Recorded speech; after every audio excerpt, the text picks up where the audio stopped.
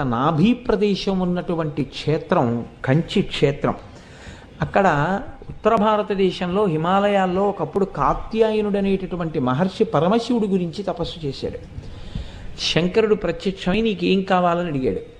నాకు అమ్మవారిని నా కూతురిగా చేసుకోవాలనుంది అని కోరిక వెలిబుచ్చాడు. నీకు తప్పకుండా నీ కోరిక నెరవేరుతుంది అని ఈశ్వరుడు అంతర్ధానమయ్యాడు. ఆయన అలాగే అనుష్ఠానాన్ని కొనసాగిస్తున్నారు. ఒకరోజు బోసి నవ్వులు నవ్వుతూ అత్యంత సౌందర్య రాశి అయిన ఒక చిన్న పిల్ల ఆయన కన్నులు మూసుకుని ఉండగా పాక్కుంటూ వచ్చి ఆయన తొడల మీద చెయ్యి వేసి ఆయన్ని బహిర్ముఖుణ్ణి చేసింది.